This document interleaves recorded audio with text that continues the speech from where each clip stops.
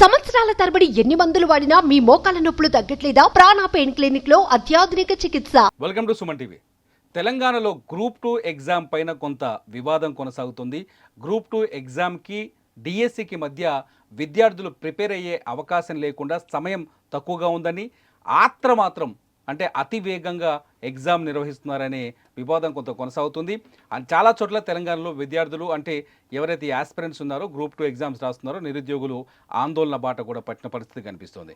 దీంతోపాటు గ్రూప్ 1 పరీక్షలో మొన్న ప్రిలిమినరీ రాసిన వాళ్ళు ఎవరైతే ఉన్నారో గ్రూప్ 1 పరీక్షలో 1:100 తీసుకోవాలనే ఒక డిమాండ్ కూడా తెరపైకి వస్తుంది. ఈ అంశాలన్నింటిపై మనతో చర్చించడానికి వరంగల్, ఖమ్మం, నల్గొండ పట్టభద్రుల నియోజకవర్గం నుంచి ఎమ్మెల్సీ అభ్యర్థిగా కంటెస్ట్ చేసిన చంద్ర క్రాంతికుమార్ స్టూడియోలో ఉన్నారు. నమస్కారం క్రాంతికుమార్ గారు. సార్ నమస్కారం అండి. క్రాంతికుమార్ గారు, గ్రూప్ 1 ప్రిలిమినరీ ఎగ్జామ్ చాలా అద్భుతంగా జరిగింది. గతంలో పేపర్ లీకులు వివాదాలు ఉండే, వివాదాలు లేకుండా చాలా స్పష్టంగా జరిగింది.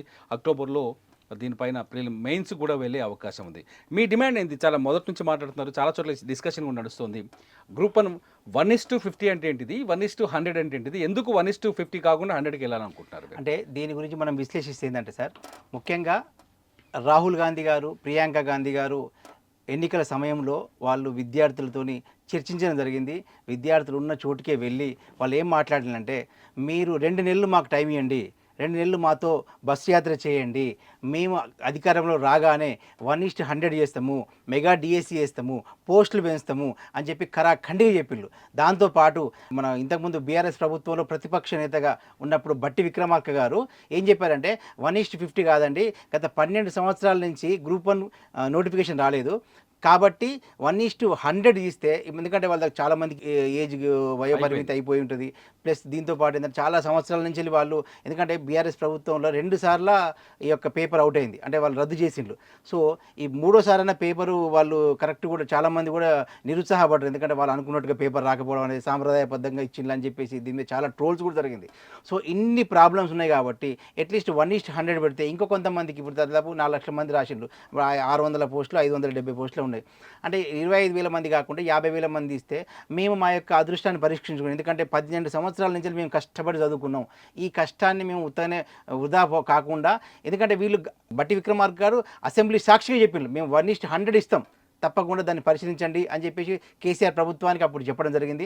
సో వాళ్ళు ఏమంటున్నారంటే, మీరు ఇచ్చిన మాట ప్రకారం మేము మీ కొరకు పనిచేసినాము, మీరు ఇది మీ చేతిలో ఉంది కాబట్టి మీరు 1:100 చేయండి, ఎందుకంటే 2-3 రోజుల్లోనే రిజల్ట్ ఇద్దామని ఆలోచన ఉన్నది. కాబట్టి ఇది కంపల్సరీ. నిరుద్యోగులు మన ధర్నా చేసిండ్రు, ఇందిరా పార్క్ ధర్నా చేసిండ్రు, ఈరోజు కూడా దిల్షునగర్ కాడ ధర్నాలు చేసిండ్రు, గాంధీ హాస్పిటల్ దగ్గర ఇప్పుడు ఒక అతను నిరాహార దీక్ష కూడా చేస్తున్నాడు, ఏమైనా 1:100 చేయాలి, మెగా డిఎస్సి వేయాలి, గ్రూప్ 2 పోస్టులు కూడా పెంచాలని చెప్పేసి. 1:50 చేయడం వల్ల చాలా మెరుగైన వాళ్ళు, లేకపోతే బాగా కష్టపడి చదివిన వాళ్ళు, ఎక్కువ మార్కులు కష్టపడి సాధించిన వాళ్ళు, అంటే క్వాలిటీ పీపుల్ 1:50లో కనిపిస్తారు. 1:100కి పోతే ఒక్కసారిగా 50% మంది పెరిగిపోతారు. అందులో కొంచెం అంటే అనుకున్న మార్కుల కంటే తక్కువ మార్కులు వచ్చిన వాళ్ళు కూడా ఉంటారు. దీనివల్ల ఒక క్వాలిఫైడ్ కానీ కష్టపడి చదివిన విద్యార్థికి నష్టం జరగదా? అంటే ప్రిలిమినరీ ఎగ్జామ్లు అన్నప్పుడు అందరూ చదువుతారు, అందరూ రాస్తారు. దాంట్లో మీరు అన్నట్టు 1:50 తీసినా, 1:100 తీసినా, నేనైతే ఇంకేమంటే, నా పర్సనల్గా అయితే 1:100 కాకుండా 1:500 తీసినా ఏం కాదంటే, ఎందుకంటే వీళ్ళకు 12 సంవత్సరాల నుంచి వెళ్ళలేదండి ఎగ్జామ్కు, నోటిఫికేషన్ ఇవ్వలే. సో ఈ 12 సంవత్సరాల నుంచి ఎంతమంది అంటే చాలామంది వాళ్ళ యొక్క దాదాపు అందరు ఎగ్జామ్ రాష్ట్రంలో 35+ ఇయర్స్ ఉన్నారు తప్పించి ఎవరు 20 నుంచి 25 మధ్యలో రాసే అభ్యర్థులు ఎవరు లేరు. కాబట్టి వాళ్ళకి, ఎందుకంటే ఈ ప్రిలిమ్స్తోనే వాళ్ళైతే ఎగ్జామ్ మార్కులు చూసి అయితే వాళ్ళకి జాబ్ ఇస్తలేరు. వాళ్ళు 1:100 ఇచ్చేస్తే ఏమైందంటే, చాలామంది కొంతమంది మొన్న ఎగ్జామ్ కూడా, ఎందుకంటే 2 సార్లు ఫస్ట్ సారి రాసిన రద్దయింది, సెకండ్ సారి రాసిన రద్దయింది, 3 సార్లు అయ్యేసరికి వాళ్ళు కూడా మానసికంగా చాలా వ్యధ ఉంటుంది.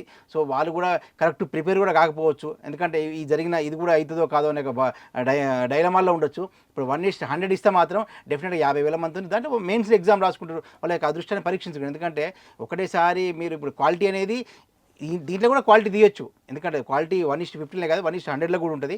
డెఫినెట్గా బట్టి విక్రమ గారు తప్పకుండా ఆలోచించి మీరు ఈ డెసిషన్ తీసుకోండి. విద్యార్థులు నిజంగా చాలా విద్యాలోకం మొత్తం, విద్యార్థులు నిరుద్యోగులు మొత్తం మీ గవర్నమెంట్ రావడానికి ఎంతో కష్టపడ్డారు. వాళ్ళు చాలా అన్ని విధాలుగా టీఆర్ఎస్ ప్రభుత్వాన్ని ఓడగొట్టిందే నిరుద్యోగులు.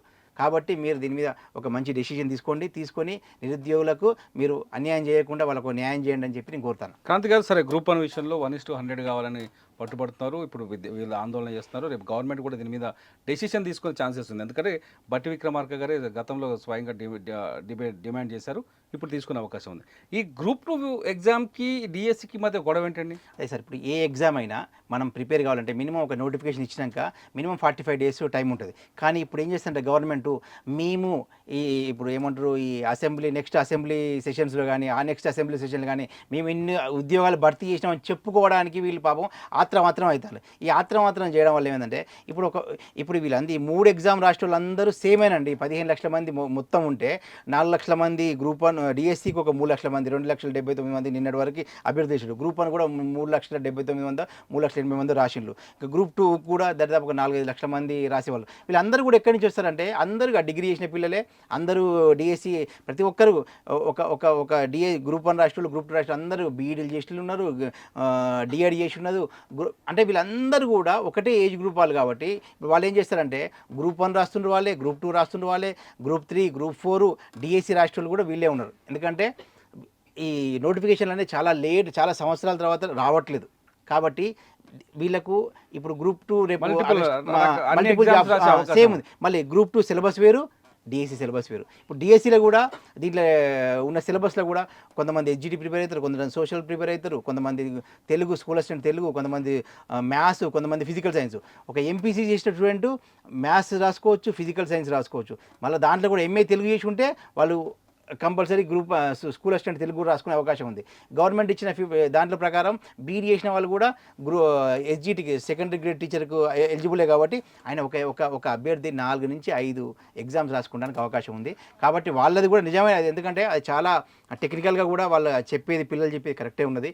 కాబట్టి దయచేసి ప్రభుత్వం కూడా దీని మీద ఒక మంచి ఆలోచన చేసి ఈ యొక్క డిఎస్సి మెగా డిఎస్సి ఎట్లా చేస్తానంటారు. కాబట్టి మెగా డిఎస్సి కొన్ని రోజులు ఎప్పుడుంది అంటే గ్రూప్ 1 ఎగ్జామ్ ఎప్పుడుంది? డిఎస్సి ఇప్పుడు గ్రూప్ 2 నాకు తెలిసి ఆగస్టు 7వ తారీఖు 8వ తారీఖు ఉంది వాళ్ళకు. ఈ డిఎస్సి కూడా జూలై 15 నుంచి అన్నారు. వీళ్ళు కన్ఫ్యూజ్ అవుతారు. నాకు తెలిసి గ్రూప్ 2 రాష్ట్రోడికి సీరియస్గా గ్రూప్ 2 ప్రిపేర్ అయ్యేటోడు మాత్రం డిఎస్సి ఎవరు అసలు ముట్టుకోరు. ఎందుకంటే ఆ గ్రూప్ 2 సిలబస్ వేరు, డిఎస్సి సిలబస్ వేరు. ఓకే, అంటే ఆల్రెడీ అంటే నేనేమంటానండి, ఇక్కడ చాలా రోజుల నుంచి అన్ని ఎగ్జామ్స్ ప్రిపేర్ అవుతూ వస్తున్నారు. గ్రూప్ 1 ప్రిపేర్ అవుతూ వస్తున్నారు, గ్రూప్ 1 రాష్ట్రంలో గ్రూప్ 2 రాస్తూ వస్తున్నారు. ఆల్రెడీ డిఎస్సి కూడా ప్రిపేర్ అయ్యే ఉంటారు. దీన్ని ఎదుర్కోలేరు అంటారు. అంటే విషయం ఏంటంటే ఇంతకుముందు గవర్నమెంట్ గ్రూప్ 1 రిలీజ్ చేసినప్పుడు దానికి 45 రోజుల నుంచి 60 రోజుల టైం గ్యాప్తోని గ్రూప్ 2 ఇచ్చిండ్రు. మళ్ళీ దానికి టైం గ్యాప్తోని డిఎస్సి వేసిండ్రు. అప్పుడున్న పరిస్థితి లోపల వాళ్ళు అది కరెక్ట్ జరిగితే వీళ్ళకేం అన్యాయం కాకపోవు. కానీ ఇప్పుడున్న పరిస్థితి లోపల వీళ్ళు ఎట్లా చేసి ఈ ఎగ్జామ్స్ అన్ని కంప్లీట్ చేయాలి, మేము ఉద్యోగాలు ఇస్తామని చెప్పి నిరూపించుకోవడానికి ఈ యొక్క గవర్నమెంట్ అధికారులు ఏం చేస్తారంటే కంపల్సరీ ఇప్పుడు గ్రూప్ 2 ఆగస్టు 7వ తారీఖు ఉన్నది అయిపోగా అంతకుముందే జూలై 15 నుంచి మళ్ళీ డిఎస్సి ఎత్తాను. సో ముందు డిఎస్సి ఎగ్జామ్ డిఎస్సి ఎత్తాను కాబట్టి వాళ్ళు కన్ఫ్యూజ్ అవుతారు. ఎందుకంటే ఎవరు ప్రిపేర్ కూడా ఎవరికి ఎక్కువ నష్టం జరిగే అవకాశం ఉంది? డిఎస్సి వాళ్ళకా లేకపోతే గ్రూప్ 2 వాళ్ళకా? గ్రూప్ 2 రాష్ట్రాలే డిఎస్సి రాస్తాను. డిఎస్సి రాష్ట్రాలు అందరూ గ్రూప్ 2 రాస్తారు. ఇప్పుడున్న ఎగ్జామ్ సిస్టమ్ ప్రకారం ఇప్పుడున్న జూలై 15 నుంచి డిఎస్సి వాళ్ళకి చాలా ఇబ్బంది అవుతుంది. డిఎస్సి రాష్ట్రాలకు ఎట్లా? ఎందుకంటే వాళ్ళు డిఎస్సి అనేది ఒక ప్రత్యేక syllabus 6th to 10th class వరకు ఉంటుంది. దాంట్లో మిగతా దాంట్లో ఉన్న సబ్జెక్టులు వేరు, ఈ గ్రూప్ 2 చదివే సబ్జెక్టులు వేరు ఉంటాయి. ఆ సిలబస్ వేరే ఉంటుంది. సో దానికి అసలు కంపేర్ చేయలేము అన్నట్టు. ఓకే, ఒక గ్రూప్ 1కి ఈ సిలబస్కి సంబంధం లేదు. సో ఇప్పుడు మీరు ఏం చేయాలనుకుంటున్నారు? ఫైనల్గా ఏం చేస్తే బాగుంటుంది? గ్రూప్ 2 ఎగ్జామ్ యథావిధిగా కంప్లీట్ చేయించేసి డిఎస్సిని మాత్రం ఒక 2 నెలలు వాయిదా వేసేసి దాంట్లో ఉన్న పోస్టులు కూడా ఇంకా పెంచనని చెప్పింది. ఎందుకంటే కాబోయే భారత ప్రధాని అనుకొని మనం రాహుల్ గాంధీ గారికి చాలామంది పాపం ఇక్కడి నుంచి కూడా మనం 8 సీట్లు అందించినాం. వాళ్ళు ఆయన ఏం చెప్పిండంటే మేము గ్రూప్ 2 ఉద్యోగాలు గ్రూప్ 1 ఉద్యోగాల సంఖ్య పెంచుతాము, 1:100 చేస్తాము, దాంతోపాటు మెగా డిఎస్సి ఇస్తామని చెప్పేసి వాళ్ళు ప్రామిస్ చేయడం జరిగింది. అందు గురించే పాపం 2 నెలలు పిల్లలందరూ కష్టపడి బస్సు యాత్రలు కూడా చేయించిళ్ళు. బస్సు యాత్రలు విద్యార్థులతో చేయించిళ్ళు. వాళ్ళందరి కృషి వల్లనే ఈరోజు కాంగ్రెస్ గవర్నమెంట్ వచ్చింది. కాబట్టి ముఖ్యమంత్రి రేవంత్ రెడ్డి గారికి కూడా మేము రిక్వెస్ట్ చేస్తున్నా, సార్ తప్పకుండా మీరు అన్న ఏదైతే ఇచ్చిన హామీలు మీ జాతీయ నేత రాహుల్ గాంధీ ఇచ్చిన హామీలు కూడా మీరు నెరవేరిస్తే పిల్లలందరూ చాలా సంతోషంగా ఉంటారు. ఎందుకంటే వాళ్ళు ఏం ఫీల్ అయిందంటే బీఆర్ఎస్ గవర్నమెంట్లో కాని ఉద్యోగ భర్తీలు కాంగ్రెస్ గవర్నమెంట్లో అవుతుంది అని వాళ్ళు ఒకటే భావించిండ్రు. దాన్ని మీరు నిజం చేస్తే నెక్స్ట్ ఇంకో 5 ఏళ్ళు కూడా మీరే వచ్చే అవకాశం ఉంటుంది సార్. చూద్దాం మొత్తానికి గ్రూప్ 1 గ్రూప్ 2 ఎగ్జామ్ పైన డిఎస్సి ఎగ్జామ్ పైన గవర్నమెంట్ ఎటువంటి డెసిషన్ తీసుకుంటుందో. థ్యాంక్ యూ క్రాంతి గారు. ఇది మొత్తానికి గ్రూప్ 2 ఎగ్జామ్కి డిఎస్సి ఎగ్జామ్కి మధ్య సమయం కావాలి. డిఎస్సి జూలై 15వ తేదీన మొదలవుతుంది. గ్రూప్ 2 ఆగస్ట్ 7వ తేదీన ఎగ్జామ్ ఉంది. 2 సిలబస్లు వేరు కాబట్టి ఖచ్చితంగా గ్రూప్ 2 ఎగ్జామ్ని ఇంకొంత కాలం తీసుకొని ఆ గ్రూప్ 2 ఎగ్జామ్ నిర్వహించాలని చెప్పేసి క్రాంతి గారు డిమాండ్ చేస్తున్నారు. Thank you. చూస్తూనే ఉండండి సుమన్ టీవీ. సుమన్ టీవీలో మీ పర్సనల్ అండ్ బిజినెస్ ప్రమోషన్స్ కోసం కింది నెంబర్కి కాంటాక్ట్ చేయండి.